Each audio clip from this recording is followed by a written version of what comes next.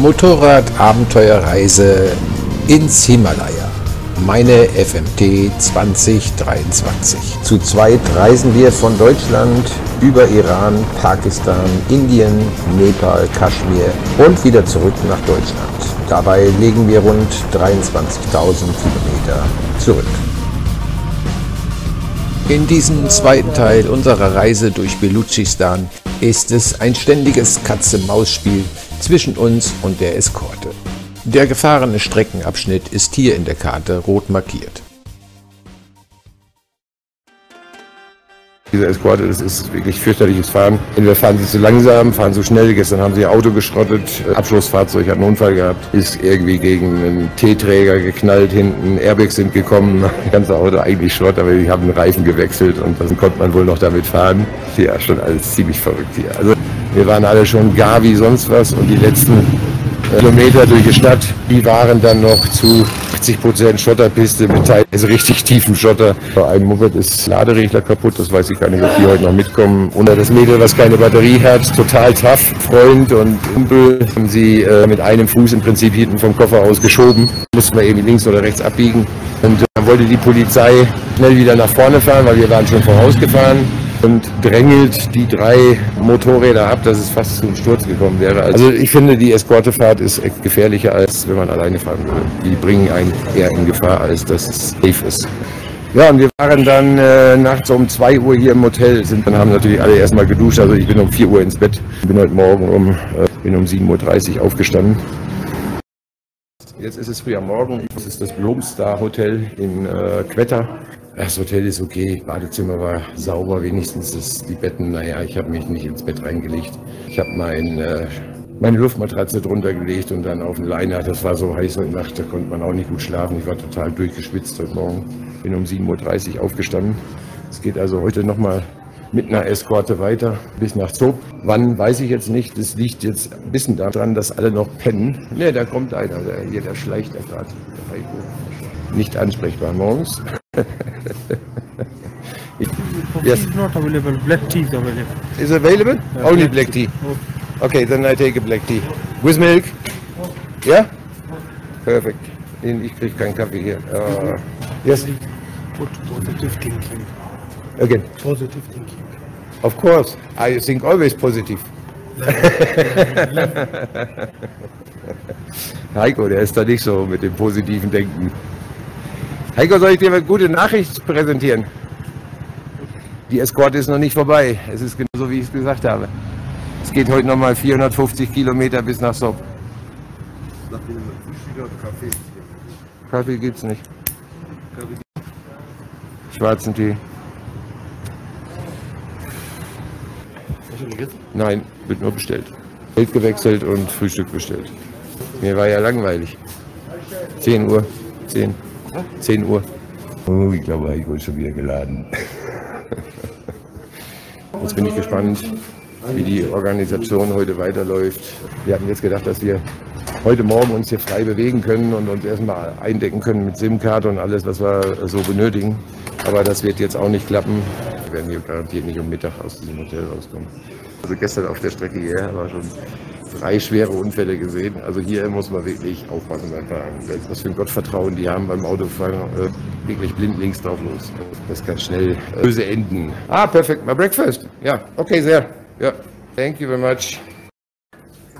Also, Frühstück. Was ist denn da drunter? Ah, okay. Omelette. Okay. Okay, thank you very much. Die schwarzen Tee, ich trinke auch. Ja, thank you. Tee mit Milch, ja super. Passt hier. Ich habe gestern auch schon einmal getrunken, war gar nicht so schlecht. Ich mache jetzt Frühstück. Ich habe jetzt keinen Bock auf alle zu warten. Ich habe Geld getauscht, ein Zimmer bezahlt, dann bin ich eigentlich abfahrfertig. Mit meiner Zeitmaschine reise ich jetzt durchs Wurmloch und lande am nächsten Tag um 7 Uhr wieder im Blomstar Hotel. Warum wir immer noch hier sind, erzähle ich später.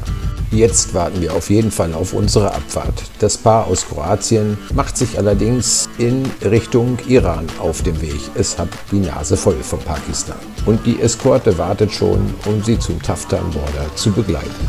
Dann steht auch unsere Eskorte bereit und wir können das Hotel endlich verlassen. In der ersten Fahrstunde des Tages bringt die Polizei uns bei, wie man hier korrekt als Geisterfahrer unterwegs ist.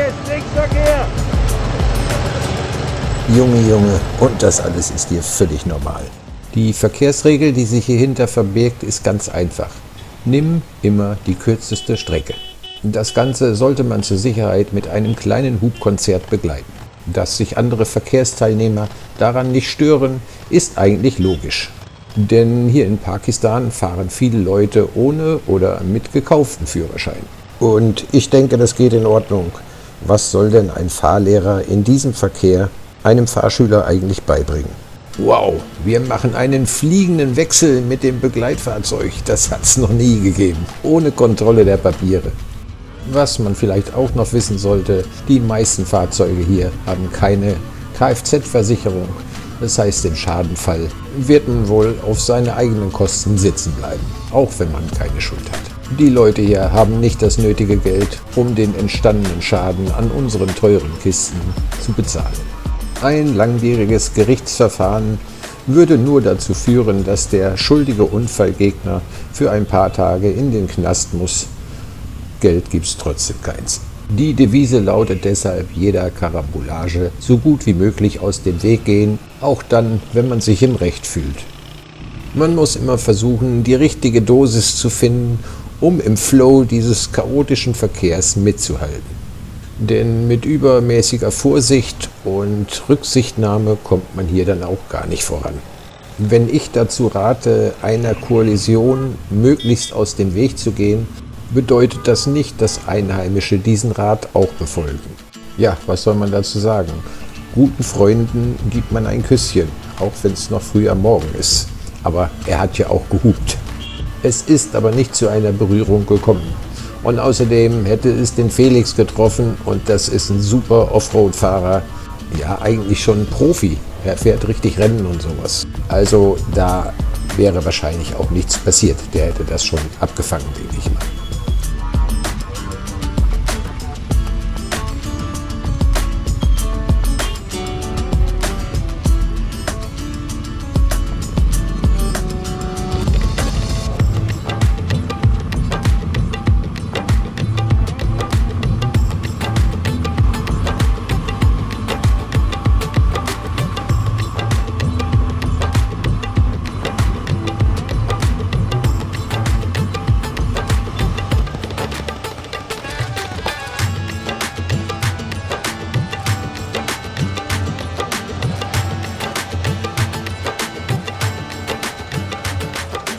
Bevor wir Quetta verlassen und uns die Straße wieder in die Wüste führt, werden die Tanks voll gemacht. Ich kann einmal aussetzen, mein Tank ist noch voll genug. Germany. To Lahore, India, Nepal, back Afghanistan. Long drive, Yes. Do you enjoy? Yes. Great. How is the people of Pakistan? We don't know. We only drive with the escort as well, with police, and so we have no chance to see so much. But people are very kind. No question.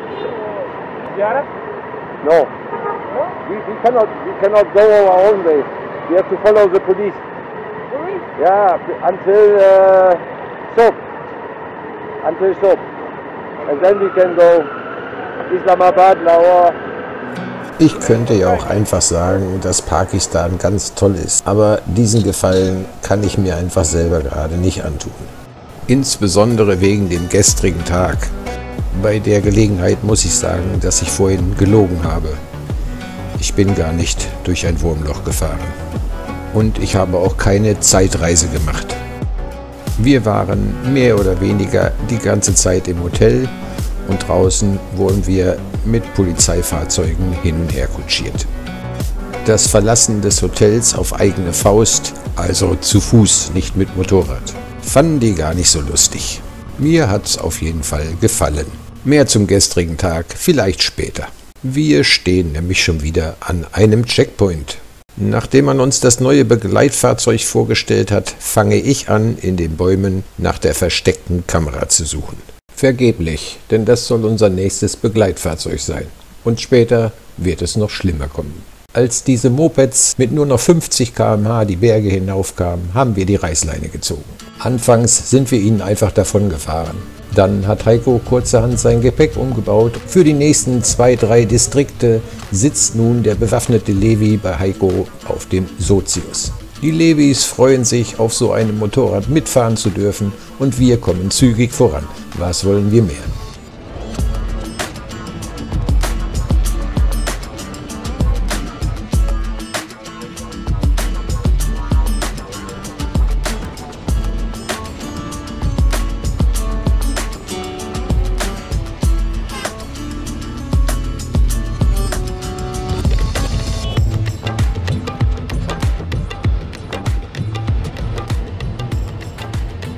Mitten in der Wüste wechselt dann wieder das Begleitpersonal. Der vorherige Levi muss warten, bis das lahmende Moped auch dort angekommen ist, um ihn wieder abzuholen. Dieses Konzept behalten wir bei, bis wir schließlich an einem Checkpunkt wieder ein vierrädriges Begleitfahrzeug vor uns haben. Gut, okay.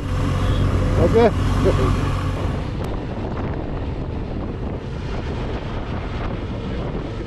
Checkpoint voraus, aber hier rechts scheint es wenigstens einen Kiosk zu geben, wo wir uns mit kalten Getränken und Kleinigkeiten zu essen eindecken können. Auch wenn es den Levis nicht gefällt, fahren wir kurzerhand rüber auf die andere Seite, stellen unsere Motorräder ab und machen eine Pause.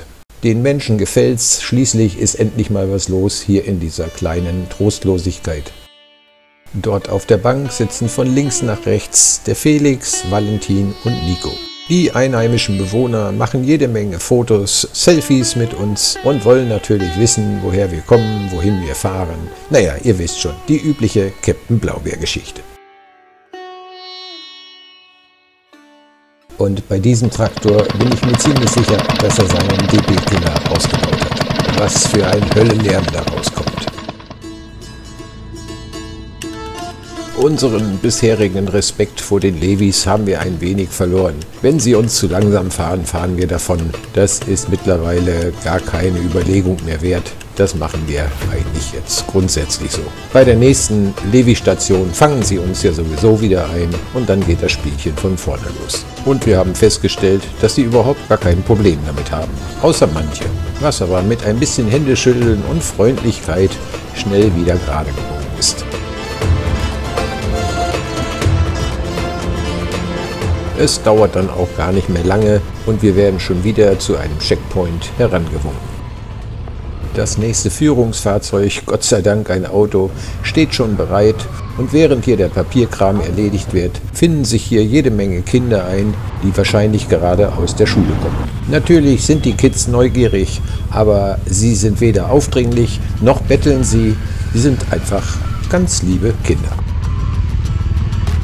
Das war übrigens Johanna auf ihrer weinroten Transalp. Ja, dann wohl soweit.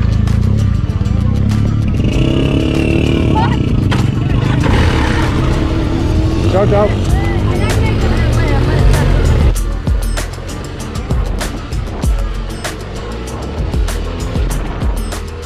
Bei der Gelegenheit könnte ich jetzt mal versuchen, ob ich all unsere Mitstreiter jetzt zusammenbekomme. Nach dem gestrigen administrativen Tag, wo wir alle viel Zeit gemeinsam verbracht haben, sollte das jetzt möglich sein. Ach, immer wieder spannend, diese Ladungskonzepte hier in Pakistan.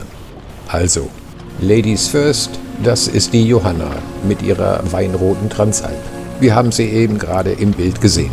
Sie reist zusammen mit ihrem Freund Nico, welcher eine schwarze Africa Twin fährt. Dann haben wir noch den Daniel, der auf einer zum Zebra verkleideten Africa Twin unterwegs ist, und seinem Kumpel Felix, der Red Bull Offroad Racing Erfahrungen hat, also ein echter Offroad-Profi, ebenfalls auf einer AT unterwegs. Dann gibt es da noch die Himalayan Bullet mit einer gelben Tasche hinten drauf, so wie der Heiko, die vom Valentin gefahren wird. Ups, der Nico hatte scheinbar irgendwas verloren. Valentin ist einst soloreisend gewesen und hat sich dieser Gruppe angeschlossen. So mein aktueller Kenntnisstand. Vom Alter her dürfen sie alle zwischen 20 und 30 Jahre liegen. Ja, und natürlich der Heiko und meine Wenigkeit. Da muss ich aber ja nicht weiter drauf eingehen. Außer, dass wir hier die Oldies sind und die BMW-Fraktion vertreten. Hier verlassen wir gerade Killa Saifullah, eine kleine Stadt in der Wüste, aber es ist die letzte Stadt vor Zob. Dort soll die Eskorte dann endlich vorbei sein. Da überholt der Daniel mit dem Zebra. Hier wird nun die Frage beantwortet, wie viele Leute können auf einem Moped fahren. In diesem Beispiel, ich weiß nicht, ob ihr es gesehen habt, sind es 5 Jungs. Das Ganze gibt es auch in der Ausführung Mama, Papa und 3 Kinder. Hier rechts wieder ein tolles Beispiel für eine LKW-Beladung. Wenn es wirklich stimmt, dass sich darin Weizen befindet, dann behaupte ich mal, dass diese LKWs maßlos überladen sind. Und ich bin mir ziemlich sicher, dass die ein oder andere Weizenladung schlichtweg auf der Straße landet. So langsam führt unser Weg wieder in gebirgigere Regionen. Es ist das Suleiman-Gebirge, welches sich von Süd nach Nord durch Pakistan zieht und wir auf den nächsten 100 bis 200 Kilometern überqueren werden.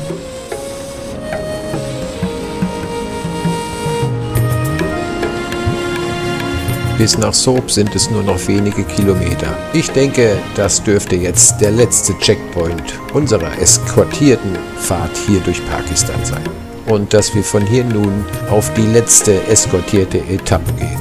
Einmal schnell die Namen von links nach rechts: der Valentin, Heiko, Daniel und der Felix. Über diese Vorrichtung wird kühles Wasser an dem Checkpunkt zur Verfügung gestellt. Wenn man nicht am Verdursten ist, empfehle ich aber nicht davon zu trinken.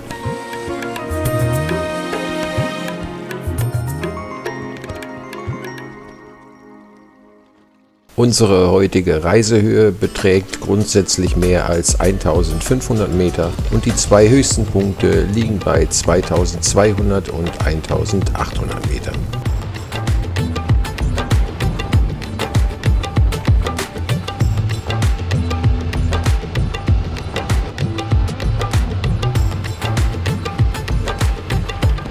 Für alle, die gerne mit Softbacks reisen, habe ich hier ein schönes Beispiel für euch.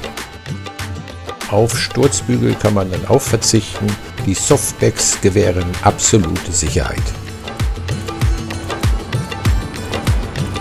Na, hier stauen sich die LKWs. Es wird doch vorne nicht schon wieder ein Unfall passiert sein. Eine gute Gelegenheit, sich nochmal diese Weizentransporte anzuschauen.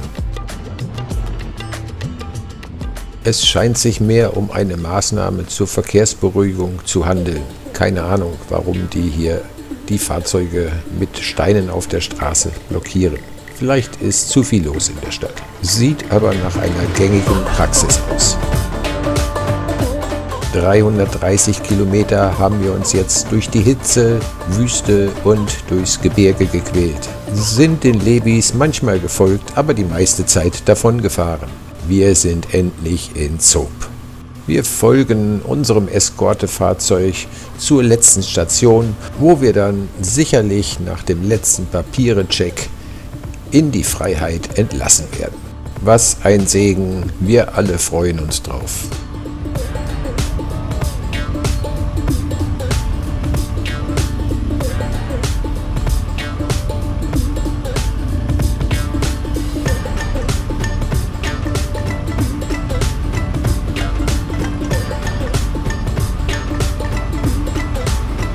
Also dieses Fahren durch die pakistanischen Städte, das macht ja schon echt Spaß. Der Verkehr ist hier zwar aktuell nicht so dicht, sodass man ganz gut durchfahren kann, aber es ist immer wieder schön, links und rechts zu gucken oder einfach nur die Fahrzeuge, die einem entgegenkommen oder überholen. Das ist fast so gut wie Offroad-Fahren.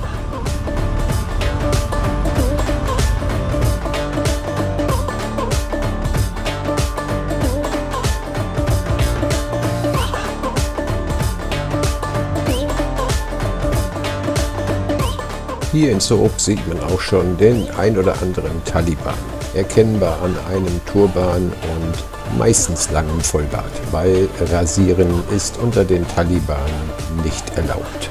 aber daran halten sich auch nicht alle.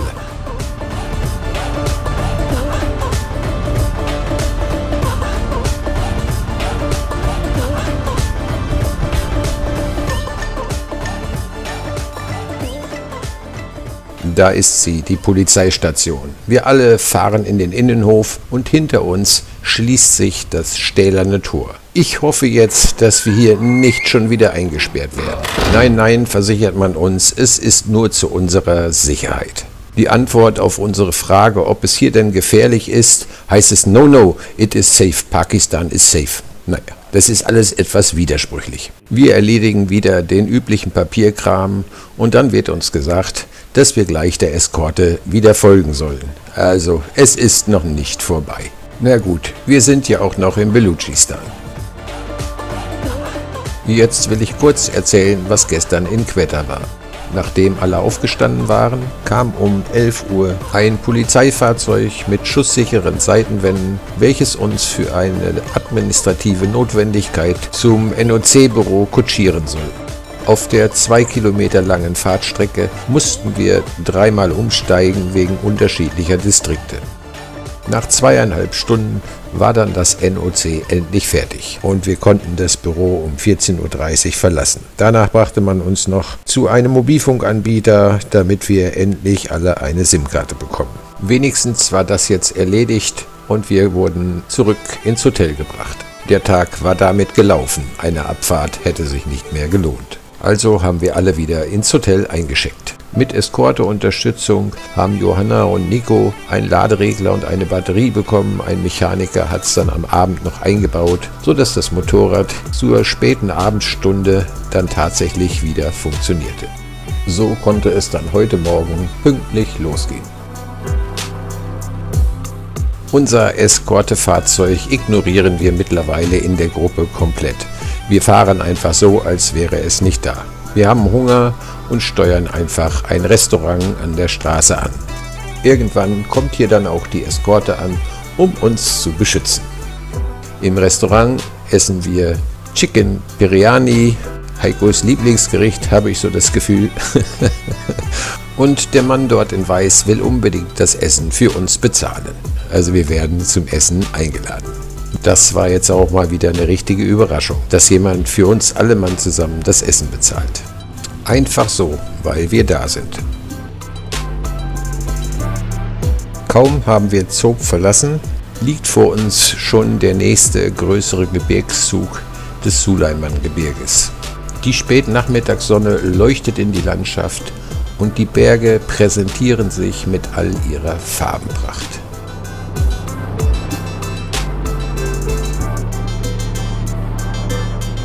Der Polizeieskorte sind wir wieder mal entkommen.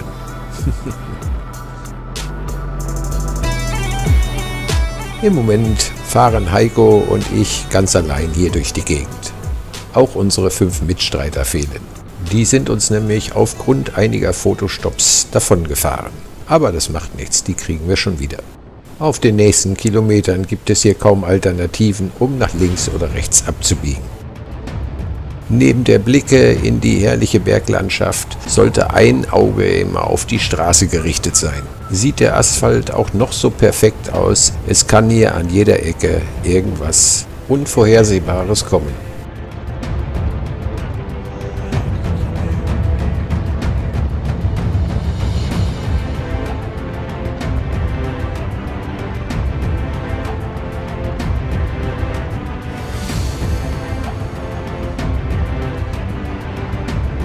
Wenn man hier unverhofft in so einen steinigen Haufen vom Hang abrutscht reinfährt, dann ist es das wohl mit der Reise gewesen.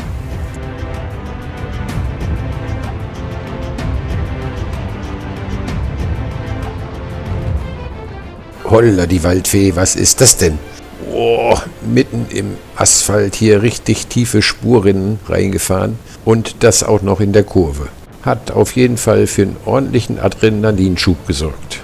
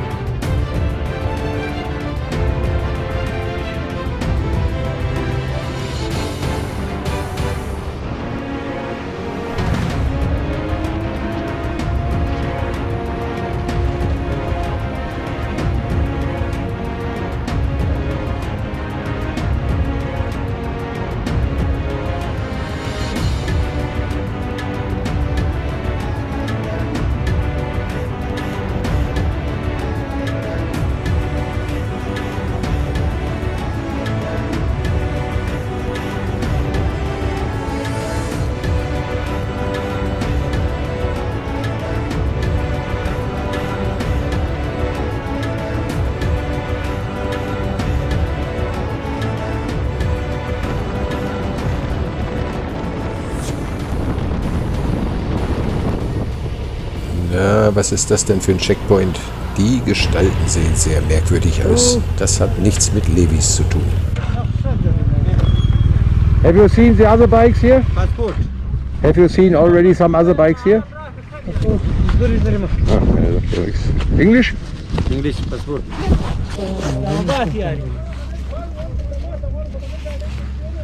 Können die schon so weit weg sein, die anderen? Ja, ne?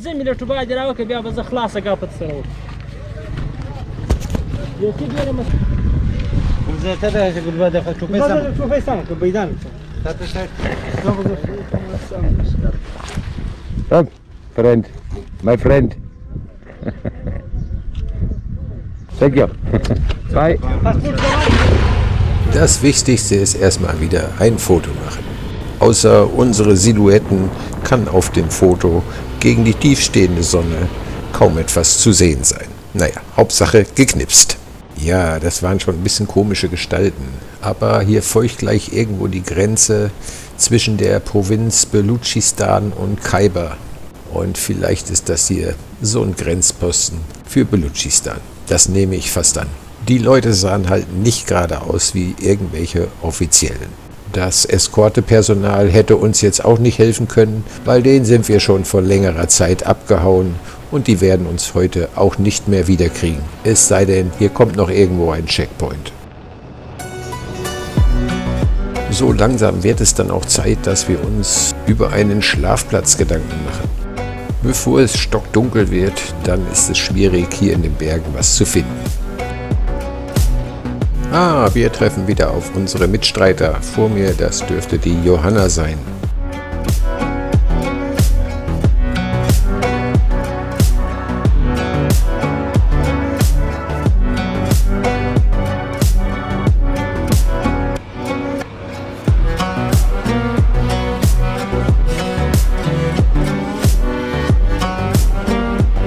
Da steht der Valentin.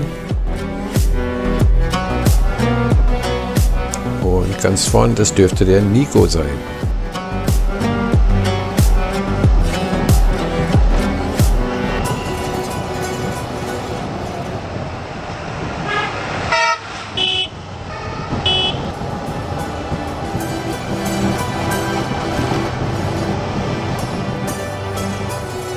Was für ein toller Streckenabschnitt hier, diese Schlucht. Da macht's richtig Spaß durchzufahren. Wir brauchen einen Fotostopp irgendwo hier.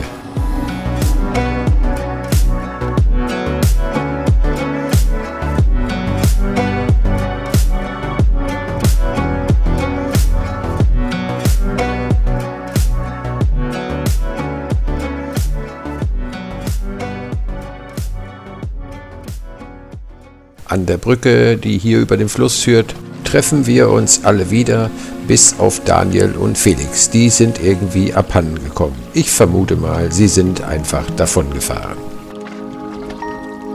Da wir heute hier in Pakistan das erste Mal selbst entscheiden können, wo wir schlafen, diskutieren wir darüber, uns einen Wildcampingplatz zu suchen, der einigermaßen gut versteckt ist, damit uns die Levis oder Polizei nicht finden. 3-4 Kilometer hinter diesem herrlichen Fotospot findet das geschulte Wildcampingplatzauge einen guten Platz, der sich hinter einem Felsen versteckt. Die erste Wildcampingnacht in Pakistan. Einmal wieder frei sein.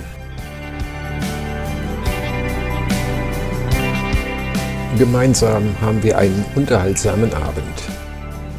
Das Lagerfeuer hat dann doch wohl irgendwo Aufmerksamkeit erregt, wodurch plötzlich ein Taliban bei uns im Zeltlager steht.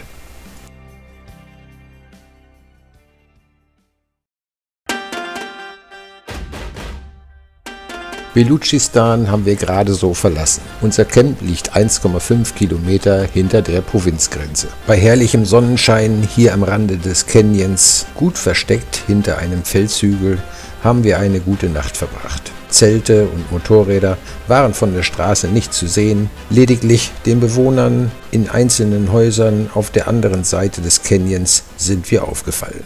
Und die wollten dann auch mal gucken, was hier los ist. So auch der Taliban in der Nacht. Wir boten ihm an, sich zu uns zu setzen. Heiko versuchte es dann noch mit Wasser, doch beides lehnte er dankend ab. Dann schaute er sich noch ein wenig bei uns um, bevor er dann wieder dorthin, von wo er gekommen war, in der Dunkelheit verschwand.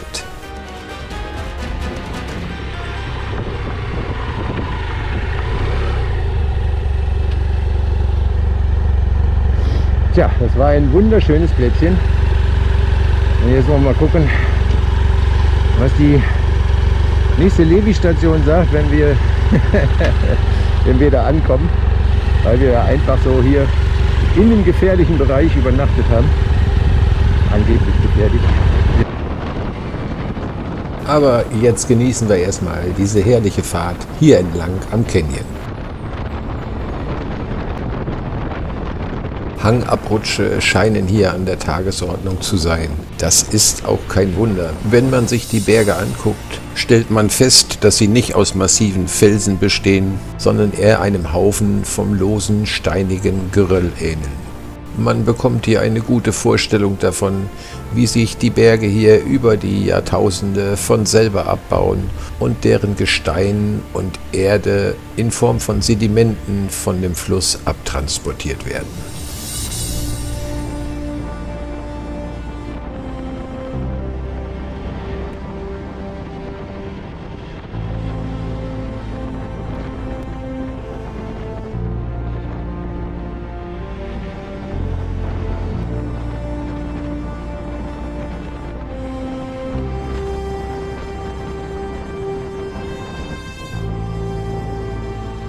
Hier gibt es sogar einen Weg runter in den Canyon. Hätte man das nur vorher gewusst, dann wären wir sicher dort runtergefahren.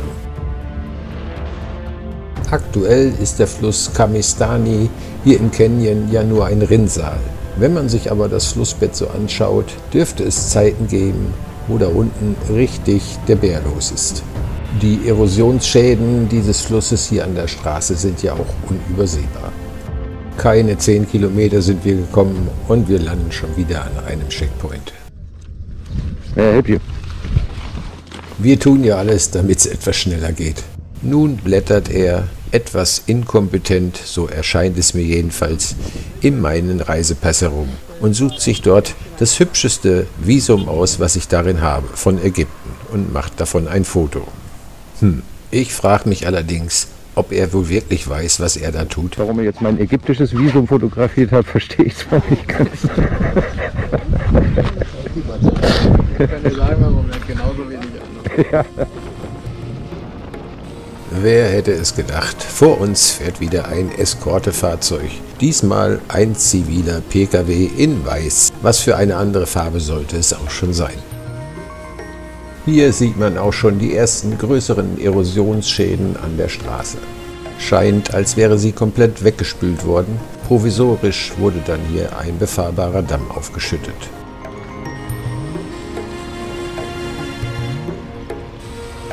Und hier geht es mir schon gerade wieder so richtig auf die Nerven. Tuckert er da hoch, dass man mitten in der Steigung im Geröll stehen bleibt. Boah, es wird höchste Zeit, dass wir die Eskorte wieder loswerden. Übrigens ist heute wohl der letzte Tag, dass wir hier in dieser Gruppe zusammenreisen. In der nächsten größeren Stadt werden sich unsere Wege trennen, der Heiko und ich. Wir wollen ja nach Indien über den Wagha-Border und die anderen drei wollen hier in Pakistan nach Islamabad weiterfahren.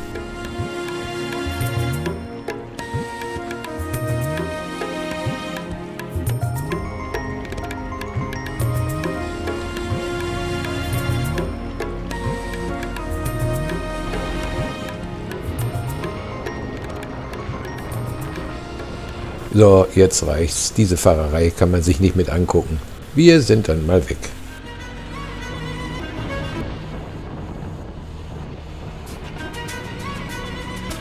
Das hier sieht ziemlich frisch aus.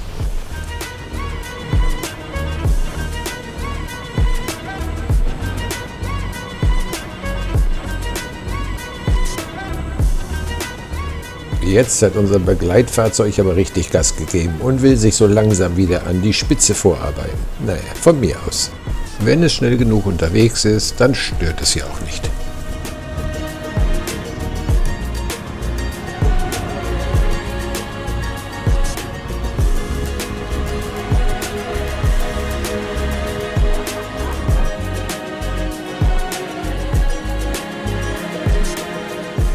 Ach, da ist er wieder. Ich glaube, diesen LKW mit den Reifen-Recycling-Teilen beladen überholen wir jetzt schon das 4. Mal.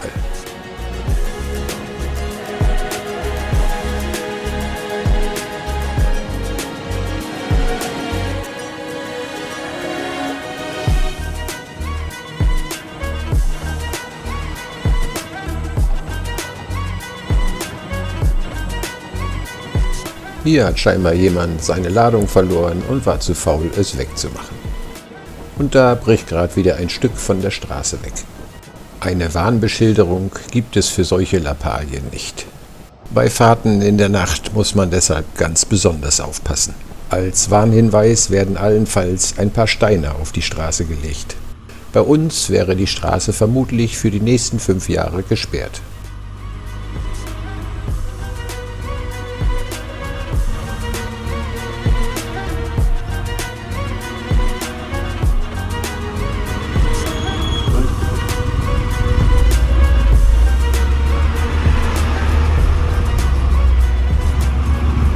Follow me. Follow me.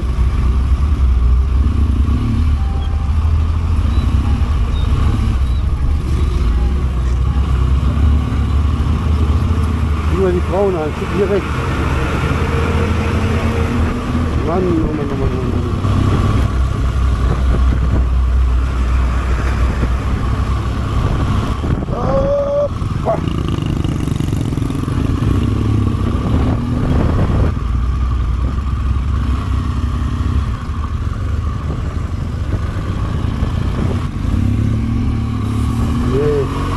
Oh, fuck.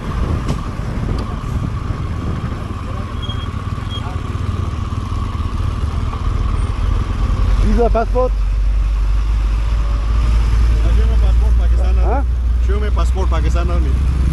Oh, no. Can we make fast? It's very hot. Oh, come on, guys. Wir stehen wieder mal an einem der vielen Kontrollpunkte hier in Belutschistan, wobei wir nicht genau wissen. Ich denke, wir sind jetzt eigentlich schon aus Belutschistan raus. Sind wir gespannt, wie lange das noch geht. An jedem Checkpoint, fast an jedem Checkpoint, Reisepass vorzeigen, Visum vorzeigen. Dann wird ein Foto vom Motorrad gemacht, von jedem dem Gesicht ein Foto. Ich weiß nicht, wie viele 1000 Fotos die schon von uns gemacht haben. Es ist ein bisschen stressig. Manchmal fährt man echt nur so 2 Kilometer und dann stoppt man schon wieder. Manchmal geht es auch mal ein bisschen länger, bis hin zu 40, 50 Kilometer hier im Moment. Aber viel größer sind die Streckenabschnitte meistens nicht. Und wir haben heute hier eine Luft, die ist zum Schneiden. Völlig feuchte Luft. Temperatur ist so um die 33, 34 Grad, also nicht mehr so heiß. Aber ihr seht es selber, es ist alles so milchig. Es ist die Luft, die kann sie schneiden. Schon mal ein Vorgeschmack auf Indien. Man sieht hier wohl doch den starken Einfluss der Taliban hier in Belutschistan. Ich bin mal gespannt, ob das dann in Richtung Lahore, ob das da anders wird. Also das hatte ich so nicht erwartet. Also die Frauen sind hier dermaßen verschleiert. Das ist also deutlich schlimmer als im Iran. Wir denken, dass diese Eskorte völlig überflüssig ist. Aber wir können es natürlich auch nicht wissen. Vielleicht ist ja schon tatsächlich mal was passiert. Das muss ja irgendeinen Grund haben. Ich glaube, die Leute sind hier genauso freundlich wie in allen anderen Ländern zu uns. Also der hat gesagt, vom letzten Checkpoint zum nächsten Checkpoint ist Taliban gefragt. Nein, vom letzten. Nicht, wo wir, also nicht nach der Übernachtung, sondern schon davor. Bis zum nächsten, was ich verstanden habe. Wir haben mitten im Taliban Genau.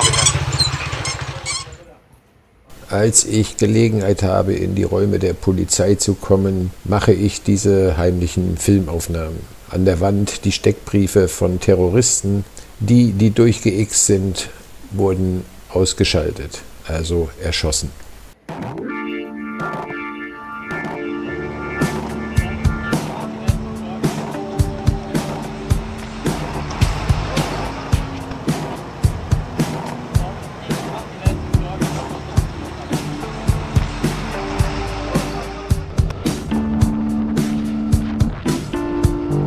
Landschaft und Klima haben sich verändert. Man merkt, wir sind raus aus den Bergen. Temperatur und hohe Luftfeuchtigkeit ähneln dem, was ich für Indien erwarte. Naja, wir sind hier auch nicht mehr weit davon entfernt.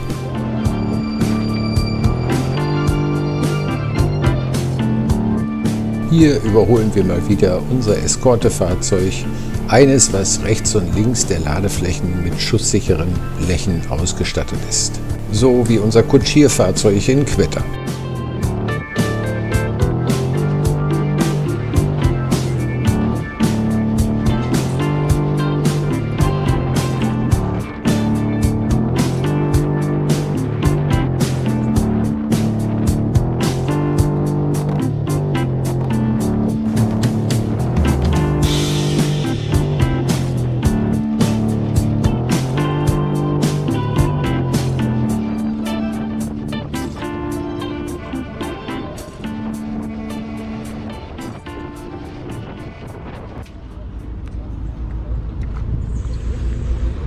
Mitten im Nirgendwo. Die sind 80 Hallo, nice to meet you. Kilometer nach Dera Ismail. Ihr wollt in der nächsten Stadt was essen, ne? Ja, Heiko auch. genau. Dann kommen wir doch noch mit, dann essen wir noch mit euch zusammen, Ja, wenn das euch recht ist. Dann geben wir uns ein Küsschen und verabschieden uns. Hey Heiko. Gut. Heiko ist dabei. Und wir sehen zu, dass wir wegkommen, bevor die Eskorte soweit ist. Wir wollen nämlich in die nächste Stadt, um dort was zu essen. Und außerdem müssen wir auch noch mal Geld wechseln. Die Eskorte haben wir abgeschüttelt und wir fahren alleine rein in die Stadt Dera Ismail Khan.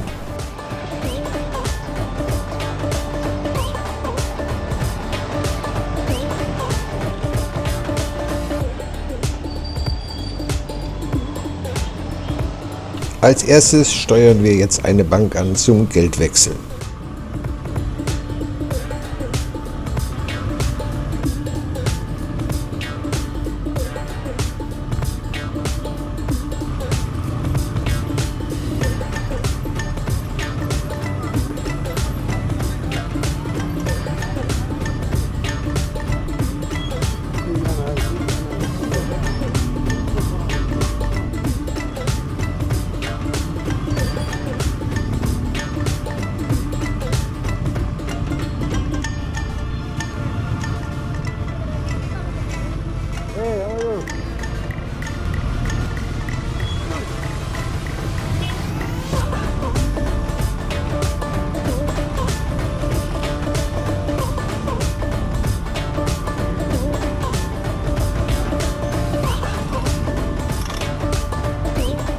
Da ist sie, die National Bank von Pakistan, NBP. Wo sind denn jetzt alle geblieben? WhatsApp hilft. Okay, ich komme.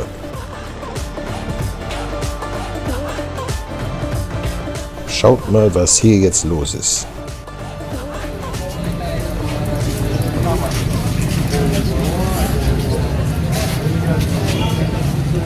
Lahore to India, Wagah border. Geld wechseln wollte diese Bank aber nicht. Das macht der Goldschmied. Ja, geil. Ich glaube, das ist der Basar hier. Weiter. Den finden wir direkt im Stadtzentrum von Dera Ismail Khan.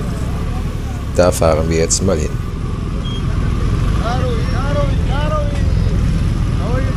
Good, how are you doing? Hey, where do I find the goldsmiths? Goldsmith? Yeah. Here? There is two traffic way this way. And Here this way? yeah, you can come. Auf the Goldsmith, du?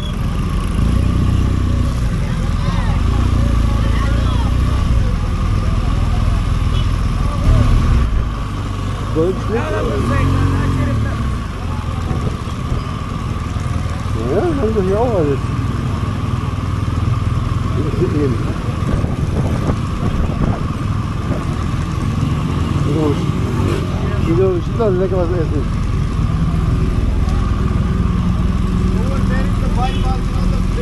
Okay.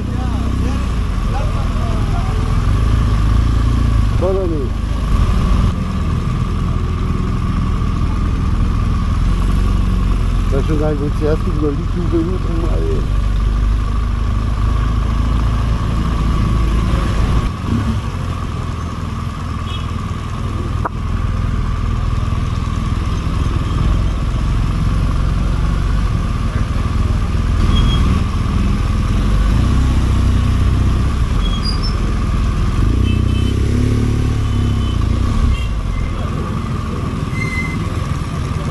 Da ist einer. Warte mal.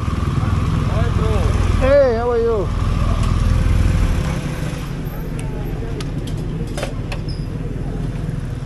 Beim Goldschmied haben wir Geld getauscht und noch kurz etwas Kaltes getrunken.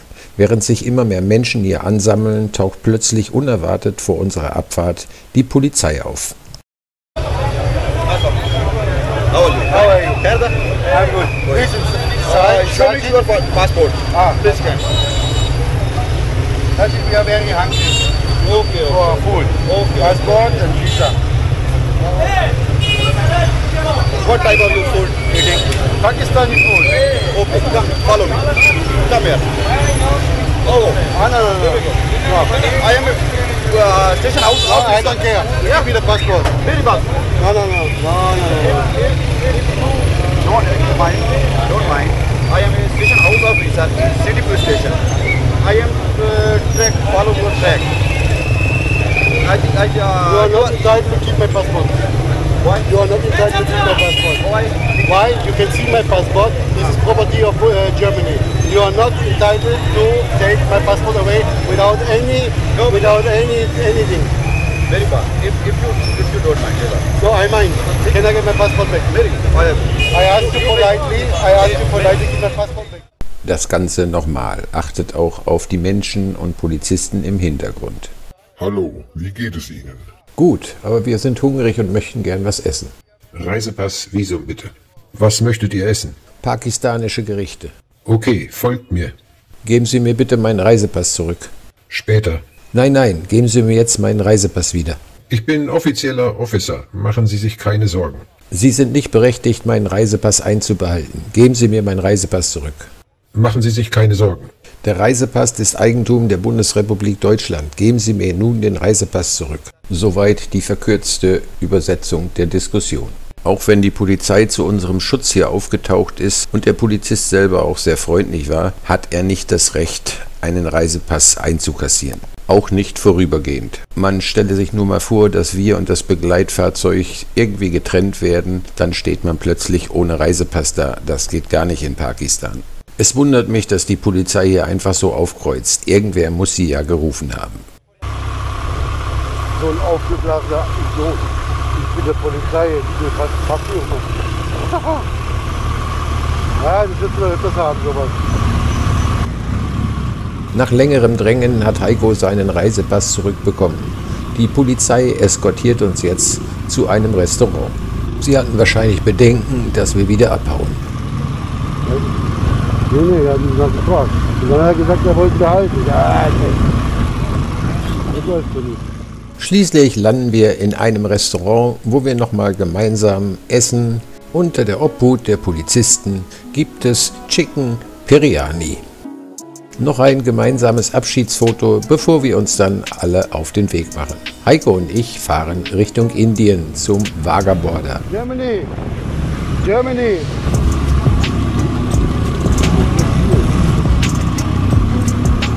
Natürlich wieder mit Eskorte, die wir aber schon wenige Kilometer außerhalb der Stadt abhängen.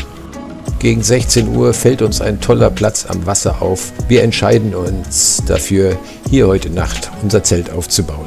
Die zwei Pakistanis sind gerade dabei, Masala auf traditionelle Art zuzubereiten. Und natürlich wird für uns eine Tasse mitgekocht.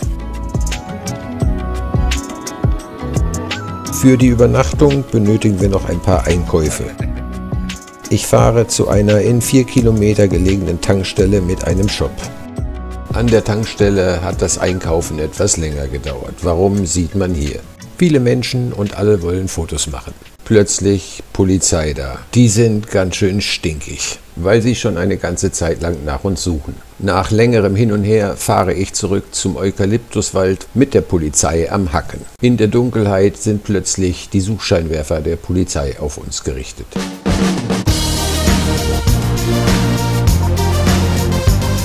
Vielen Dank fürs Zuschauen. Bis zum nächsten Mal. Tschüss.